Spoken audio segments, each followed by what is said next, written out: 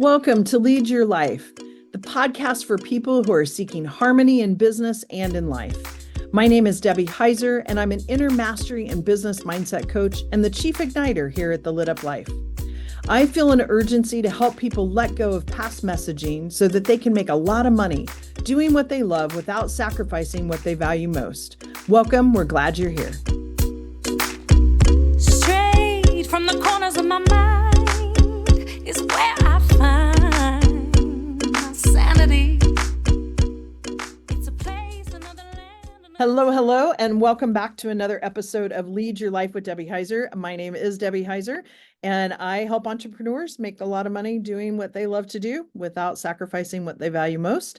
And I am super excited today. I know I say that every time, but I'm super excited to have Frank Swoboda on. And did I say your name right the last You name? did. I mean, you're the Okay, only one that ever has, but congratulations. I thought I did, but then for a moment I was like, whoa, wait a minute. You're off to a full start. And I just, Frank and I haven't known each other for very long, but I'm already just like enamored with like who you are and what you do in the world. And it's just like so inspiring and so cool. And Frank and I likewise, by the way. Well, thank you are inspiring. It's true. It's very, very true. There's no accidental meetings, right? That's right. That's right. And Frank and I actually met through my genius marketing person, Meredith Banka. She introduced us. And then I was on Frank's podcast and I said, you need to be on my podcast too. Let's talk more. And I'm anticipating we'll talk more throughout life anyway. But so Frank, introduce yourself, because you have there's so many ways and reasons I wanted to have you on the podcast, and we'll get into that, but introduce yourself, how you show up in service to the world, what you do, and we'll go from there. I'm a Pisces and I like to walk in the rain. Oh, there you go. And champagne. No. I do. I'm really, when I talk about what I do, I always tell people for a living, I'm a professional storyteller. Yeah. And our motto at Corner Booth Media is whoever tells the best story wins. So I've been really, as I think back about my whole life, like that's essentially what I do. I help tell stories for brands and organizations that matter the most and get people to see them. So as a company, Corner Booth Media, we create digital video stories. We're really a video storytelling company, and have been I've been doing this for 35 years, from every kind of media you can think of, movies to 15-second clips, 10-second clips. Yeah. And we do it all the time. So that sort of is what we do and then we make sure people see them. So we run digital ad campaigns, specific targeted campaigns to make sure people see the content. So that's what I do kind of for my day job. But I'm really lucky that the stories we get to tell are ones that matter. I always remember just distinctly being a little kid thinking, I don't know what I'm going to do, but I know I always wanted to be a writer, which I've done. But I want to do something important. And I didn't know what that meant. But as I look back now, I've done a lot of really important things. And most of the things that we work on are projects that matter, clients like Catholic Charities and Second Harvest Food, that big food bank that's here in this in the Northwest, Eastern Washington, North Idaho region that I live in. Lots of kind of projects that matter. So I get to do that. And then the other part of it is really as a connector. I feel like I've always been kind of somebody that helps people connect. You sort of do that too. Yeah. And so the digital ad campaigns and the video stories that we tell definitely do that. But the podcast, the most interesting person you've never heard of podcast that I do have, the last, we're 2.5 years in now. That is a really great platform, but it's basically storytelling. Like I got to hear your story, and meet people that are inspiring to me, and that hopefully inspire others. That's a really important part of my life. I feel like I'm supposed to connect people, and and be inspired, and then help other people be inspired by the stories we tell, or just the connections that I make. And then one of the other things we talked about was Circle Plus Minus, which is this great. I work as a consultant really for lots of organizations doing two big things. One is brand story planning. So I help organizations figure out what are the stories they wish people knew about them they don't know.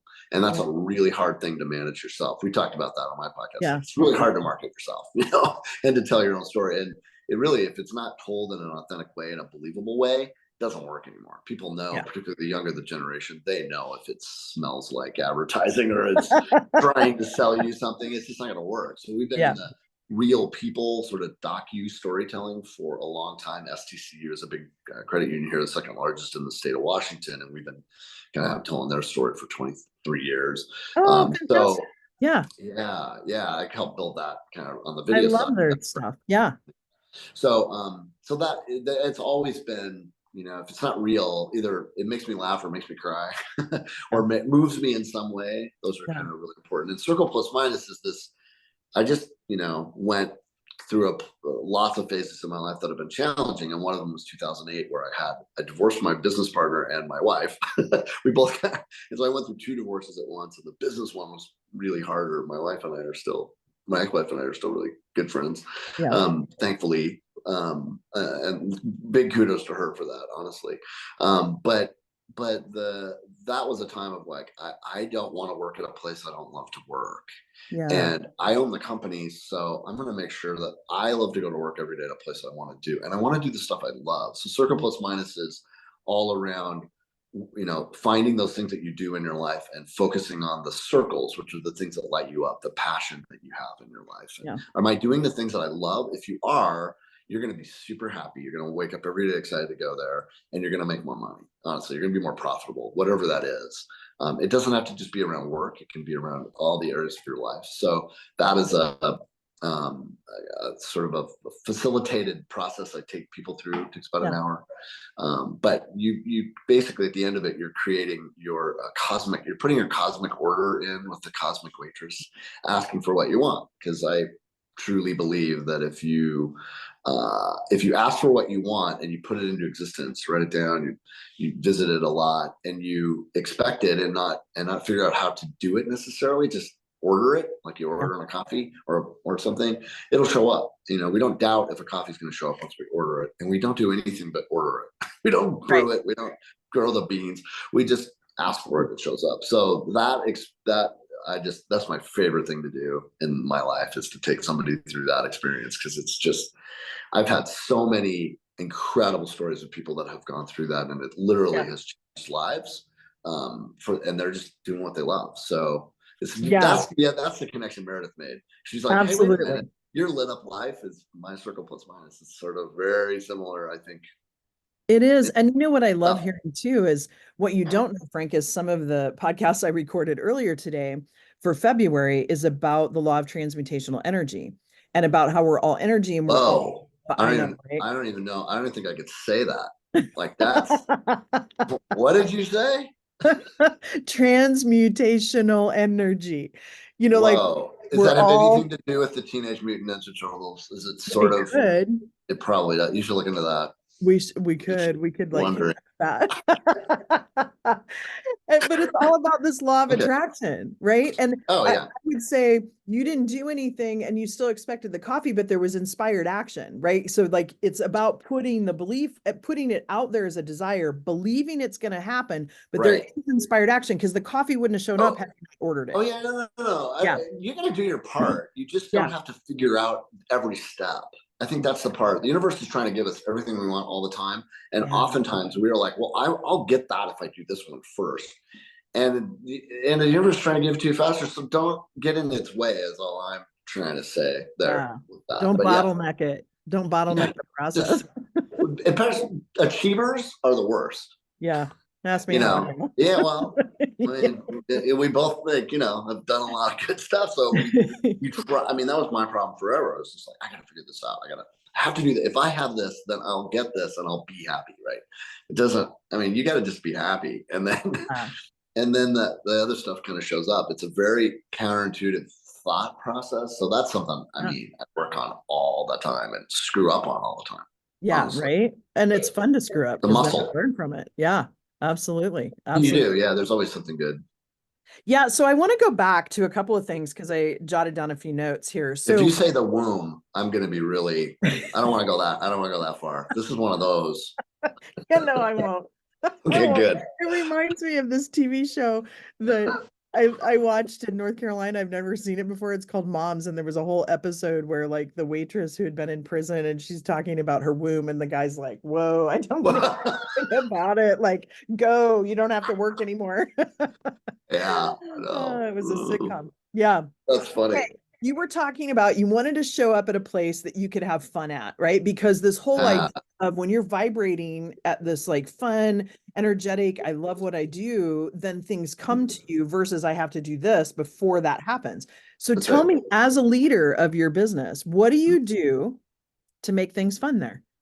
Very little, if I can help it. That's my number one job. No, I do probably too much. Well, Like, because your we've created setup a is really cool, cool.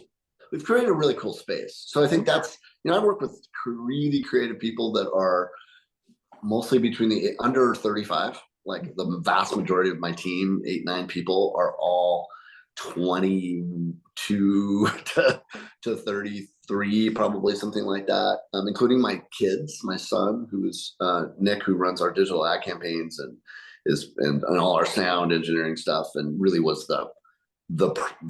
the producer of the podcast, which he created it. It was his idea for the MIP podcast. So he's a really creative guy.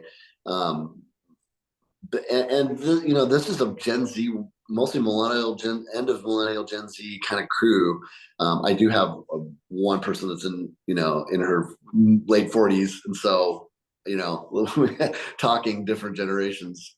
Millennials, Gen X is me, and having a place to just want to be in is really important. So we have a very cool space. We have a koi pond and a waterfall, and you didn't get to see that yet because it's winter. It's put away for the time, but we have a pool table, and our beautiful pool table in our space, and a bar and food and drink, and it's just like a place that and for people that edit video, which is a big part of what we do in this space, a view that is incredible, like windows and light and all of that. We also have a studio that's kind of dark and we can film in. But I just, number one job I've always felt like as a owner or a manager of people is give them the tools they need. Like I never don't give them, like, we are always we just bought new hard drives and we're backing up our server and we store hundreds of terabytes of footage, like a lot of it. And so that's a big part of what we do, having the right software, just making sure now everybody we're adding fiber to our building here. It's been saying for a year, but it's going to make everything just faster. And everybody has the ability to now, as of like this week, has the ability to edit remotely if they want to, which is a new world. So equipping these really fast computers so that they can do that. And then, just having a crew of people that are great. Like one person can spoil the energy. And I've gone through that. I've had, different spells of, where maybe it just didn't fit or the teams were right. And mostly people just have moved on to better things for themselves. Yeah, but, absolutely. I had a big reinvention here in the last year and a half of a whole new crew came in, and it's just been, I love my crew before too.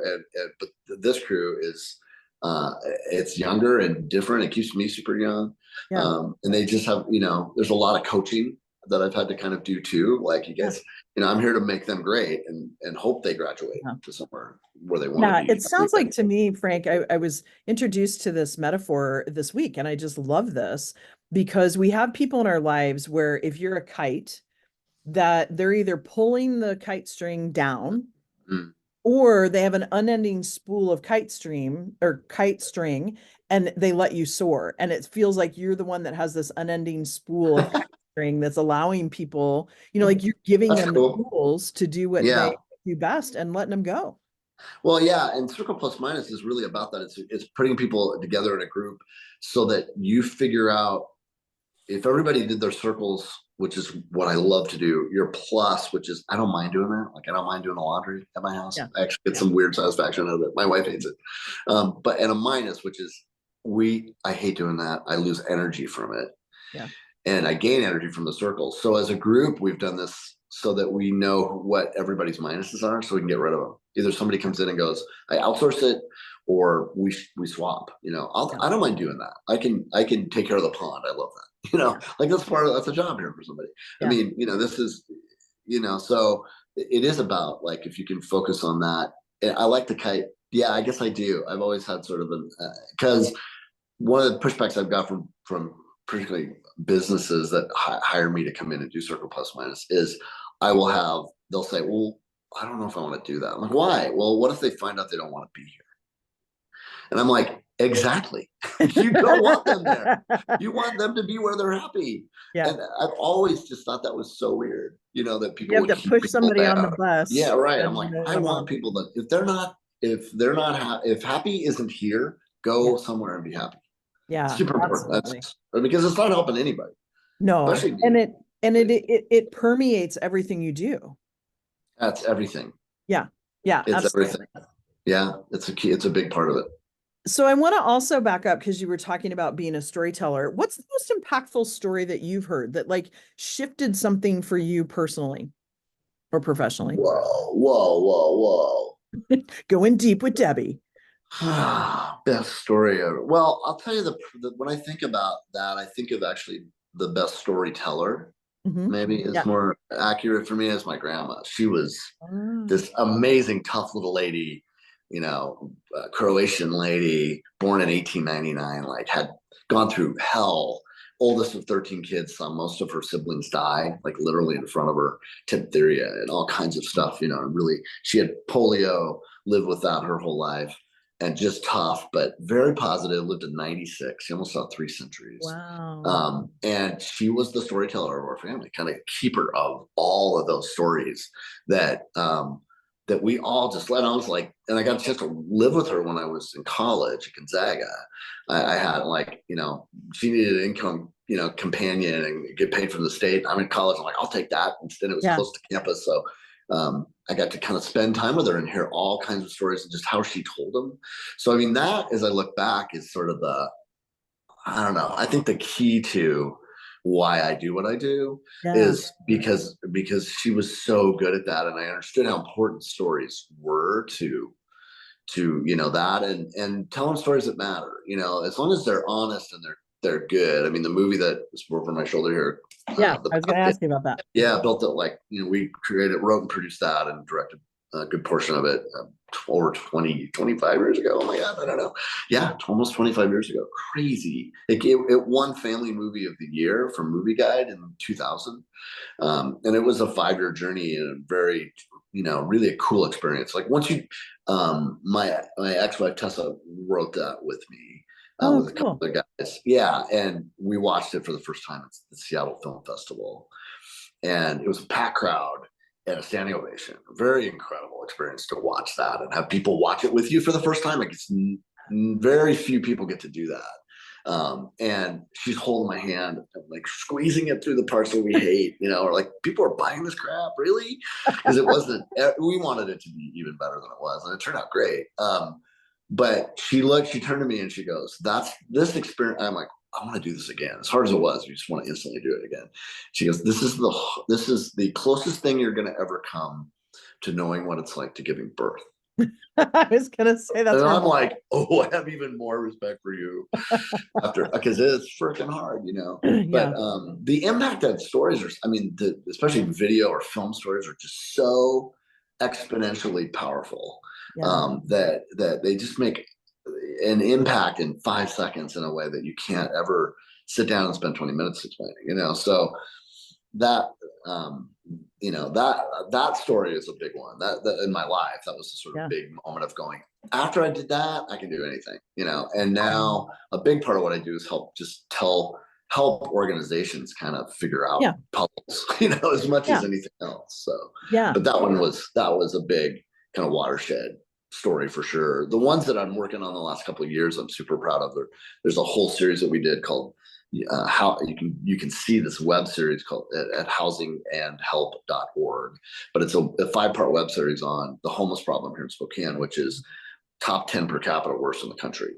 And we juxtapose it with Houston, Texas, which is really has done the best job with homelessness over the last 10 years, believe it or not, of any city in America. While their population of homelessness has dropped 65%, Spokane's has gone up 65 and probably more now. But we spent 2 years working on this project, 5 different episodes, and spent 2 episodes at Camp Hope, which was the largest camp, homeless encampment in America at the time. So almost 700 people living just off the freeway here, and to go into tents with people that are, I mean, that's where they live. To tell that story and just kind of show, we visited all the key people in Houston that have built their amazing, successful program. So stuff like that, that's one that I just look back and go, man, that really, that is a project that's going to continue to live on. It's making an impact here locally, but it's kind of, for America, it's a big piece. So, and honestly, the podcast this last year has been incredible. We won the Signal Award for best interview talk show. With Kevin Hart won that category. We won it. I was like, unbelievable to have that impact, and just to get to meet all the cool people we've met, and I've known, but kind of revisit. So yeah, lots of cool. And that was a leap. Like, doing a podcast isn't easy, is it? I mean, it's like, it takes a lot to kind of figure that out and do it. And, I'm old. So, at 57, hey, you're not old. I'm like, I better, we're the same age. We're not old.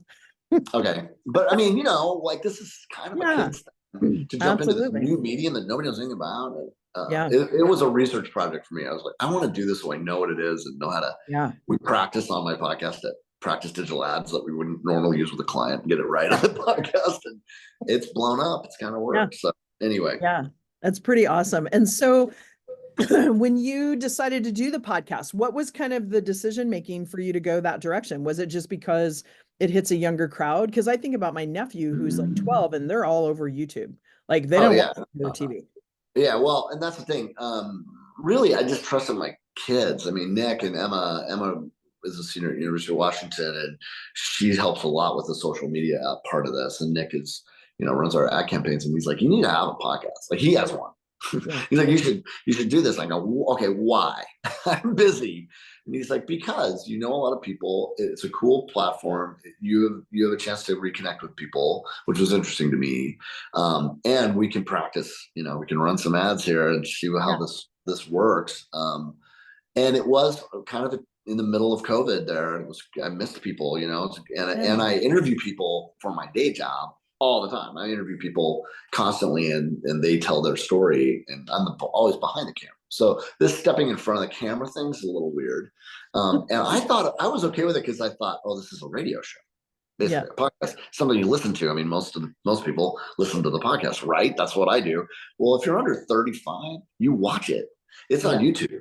And I'm like, this is filmed? What are you guys talking about? Like, set up cameras, and, I mean, we have a studio here, so we have cameras. Right. Like, what? They're like, no, you watch. We listen to it on YouTube, but you have to film it. And the filming of it was the best thing I think we did, because I needed it to look good, or we're not going to do. That's probably one of the reasons that won the Signal Award, because it's 3 cameras. It looks just like a talk. It's filmed well, and we want everybody to look good. And I'm like, wow, those clips have been the thing that has made it blow up. And we've had 2 clips. We have little clips that we'll push out, like for your podcast, we'll push out some clips and run ads and share it to the world. Right. We've had 2 clips, one on the homelessness piece that had over 500,000 views on TikTok.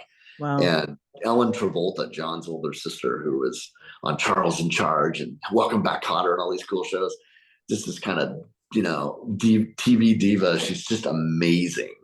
And she had one little clip about Welcome Back, Kotter, and her being a single mom raising kids in Hollywood, over 500,000 views on Facebook Reels. So it's a chance to try out all these new platforms too.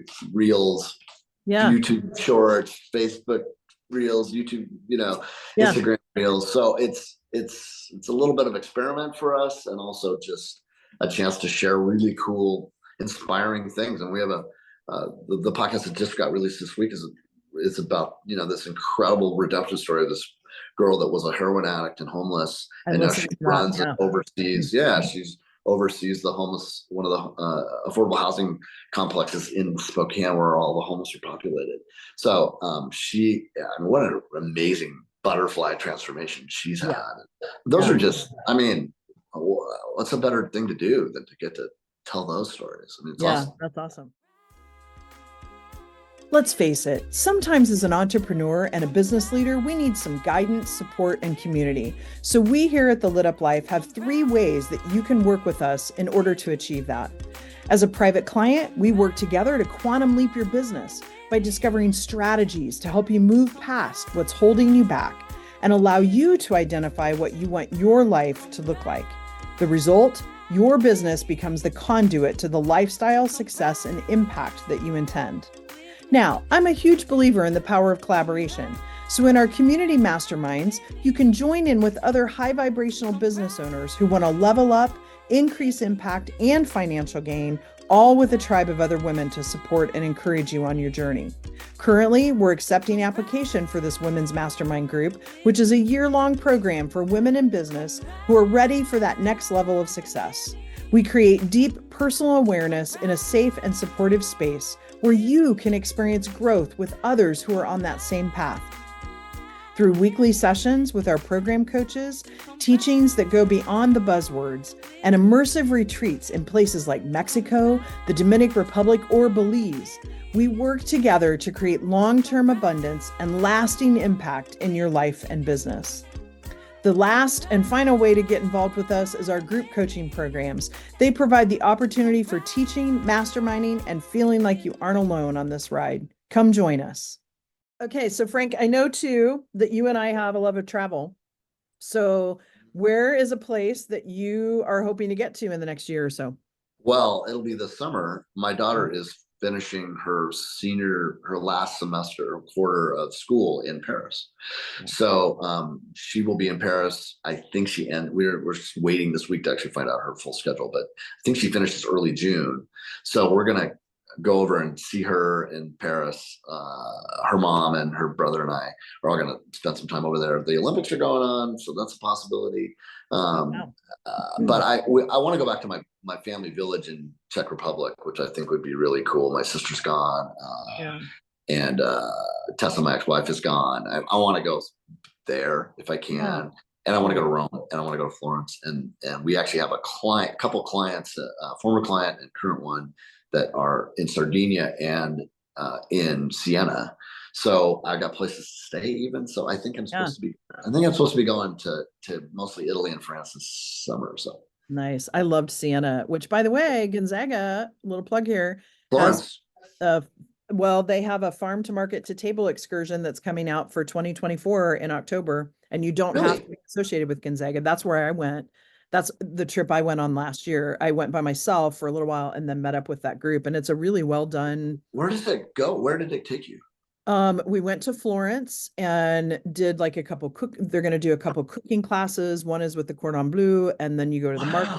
They like give you like information. You don't go see the David or any of that. You can do that on your own time. And then they take you to Tuscany. You stay in a converted monastery that's a hotel now. I'll be there. Ancient grain places, olive oil place, like it's a really cool. And then we went to Siena as well and spent a day in Siena. So yeah, I highly recommend taking a look at it. I got to film years ago throughout Europe for a couple of weeks for an ag client and spent a lot of time in Milan and in olive oil plants and olive fields. And the worst experience of my life ever filming was in an onion plant. I'm telling you, it is hell. We were there. They tell you when you start to cry, don't rub your eyes. And you're like, are you flipping kidding me? The oil. Not. Oh, you're just crying the entire time we were in there. We were there we filmed it for like less than an hour, and I almost died. I mean, it was gosh. And all the people working on the plant are just laughing at us like, he's stupid American. I can't imagine. That's like that Dirty Jobs, right? Like yeah. I actually filmed a thing for Worst Jobs one time at a chicken farm, like this guy that took care of chickens in this mass chicken farm. Like, oh my! So I've seen kind of all kinds of weird little things around the world in my long 35 years of doing this. But that's awesome. That's awesome. So Frank, I also want to know, like, what inspires you? Like, I know the storytelling is a big piece of that, but when you get fired up about something, like I know the Big Leap is a big, like, inspired. Oh yeah, that book's great. But like, what inspires you? That word is really important in my life too. Inspiration.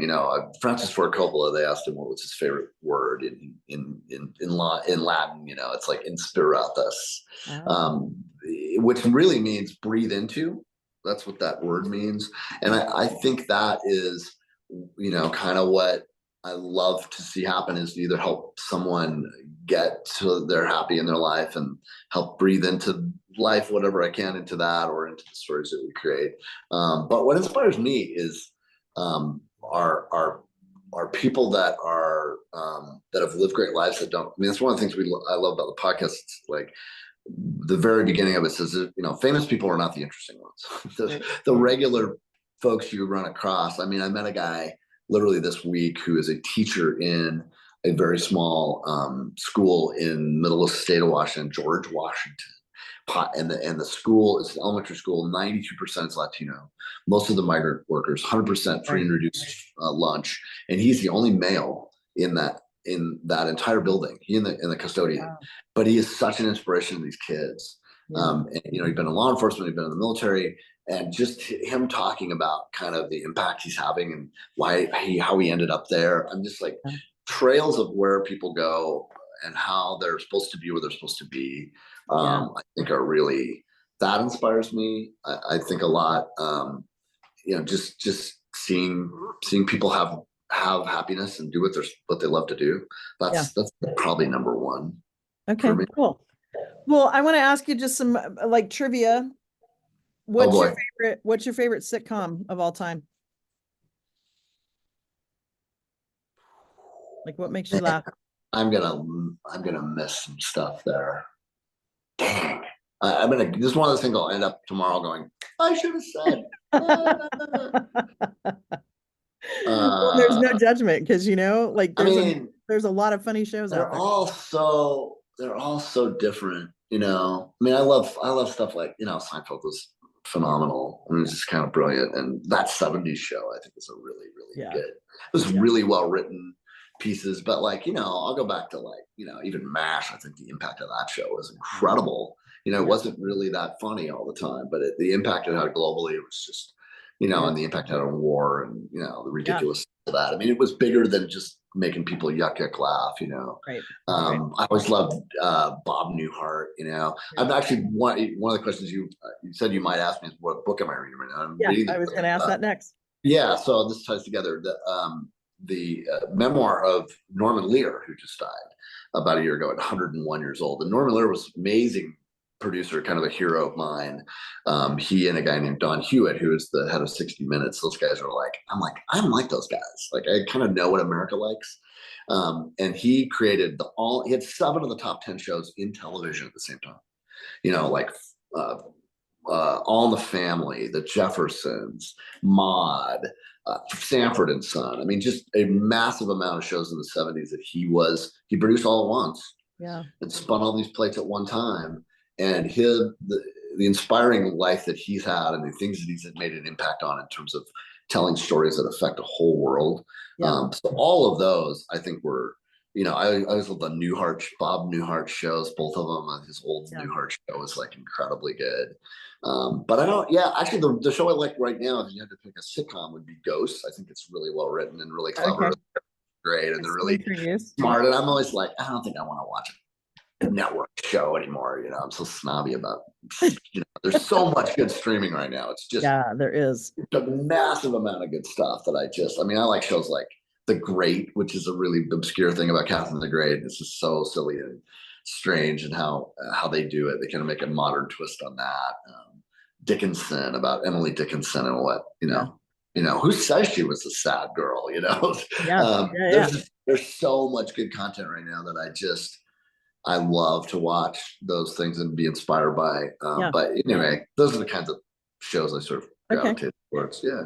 Cool. So if we were to go out to your playlist, what song would be the one that would be the most listened to? I listen to a lot of jazz, actually. I'd probably be a Miles Davis. You had jazz on when I came in. Yeah, Blue Note. Miles Davis Blue Note's kind of something I love, but I have really eclectic Like, U2 is a big influence on me. I'm a big Pearl Jam fan too, thanks to my wife now. My family's super musical. Like my parents met in a band. Everybody in our family's musical. My kids are phenomenally talented there. But Sinatra's kind of my guy. I love all old school standard stuff. If I had to, pick one, it would probably be, a Sinatra tune, one of his maybe, or Tony Bennett, Nat King Cole, all that. I just love it. Yeah, that's a standards on a loop is probably what I would listen to. There's a really great guy named Jamie Cullum who is phenomenal. Jamie Cullum, he's incredible. You've probably heard his stuff, but he's a go-to for sure. I love Jamie Cullum. Cool. So the last trivia question, and then I'm going to ask a more serious question, is what's your favorite whiskey? Oh, Amador. Amador. I actually serve it on my podcast just because I like it. I was 50 and my friend gave it to me, and I'm not a big whiskey guy. I was sort of like Scotch here and there. I'm more of a gin and tonic guy. And he's like, got me this really nice whiskey. I'm like, I don't know, whiskey, but I never really drank good whiskey. So I'm like, oh, and you don't have a hangover? What? Oh, I'm just going to buy really expensive whiskey now. Yeah. So Amador is phenomenal. It's just a little, small label in Napa. They age it in Napa wine barrels. It's got a honey kind of aftertaste. Did you have some? No, you didn't have any. I smelled it, and it smelled fantastic. Yeah. So that one I really like. But Dry Fly whiskey here in Spokane, it's phenomenal. They have one of the best in the world too, and they have a whole array of them. That are really, really great. But yeah, if I had to go, it'd be Amador, the Chardonnay. All the Amadors are great. Okay. I'll have to tell my sister because she kind of got into whiskey, as far as understanding the complexities and the taste of them. So awesome. Not too smoky. I'm not a big, I'll have, anyway. Thank you. I really only drink it on my podcast. I don't really drink very much.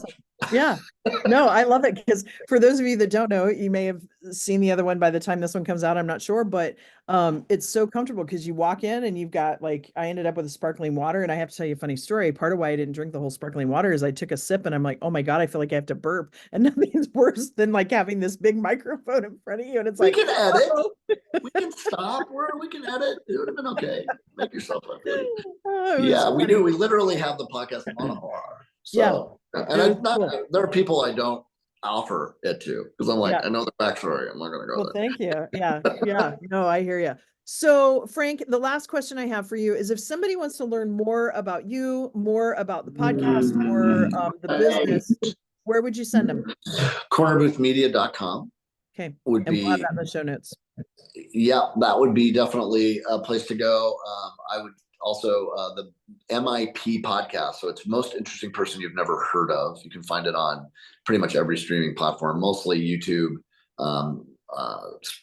Spotify and Apple Podcasts are the major places there. But honestly, the Facebook pages and all the social pages of that, the YouTube channel is great. I mean, the MIP podcast YouTube channel is probably the place I go when I want to share it with somebody. Awesome. So those two, and then I do have circleplusminus.com too if you want to go there. But Corner Booth is really where that's my day job and where most people can get a hold of me or get a hold of what we do. So yeah. Awesome. Well, Frank, thank you so much. I just enjoy our conversations, and that was fast. I know it goes fast, but it's been over 30 minutes even. So holy crap. Yeah. In other words, I talk too much. Is that what No. I love it. There's certain ones that go on for a while, and I love it. And we might end up having you back for a part 2 sometime later this year. You and I could have several parts on all the stuff that we have kind of in common. So I love it. Yeah, anytime. We could even do a whole debrief on the Big Leap. That is that's a book for sure takes that on I always inspire and always recommend. I mean, just read it. It's so great. It's a changer. It's a life changer. Yeah, it totally is. It totally is. So Frank, with that, thank you so much. I appreciate you being here. And with that, folks, it's a wrap. We'll see you next week. Okay. Thanks, Debbie. Come right. That's a wrap for this conversation. I'm so glad you've joined us. Remember to subscribe to the podcast so you can catch all of our future episodes, and visit us at thelituplife.com for details on how you can become part of the Lit Up Life community. A quick shout out to my friend Jackie Wilson and her friends, the creators of our amazing theme music. Thanks so much for allowing us to share this perfect song with our listeners. Looking forward to having you listen in to our next episode.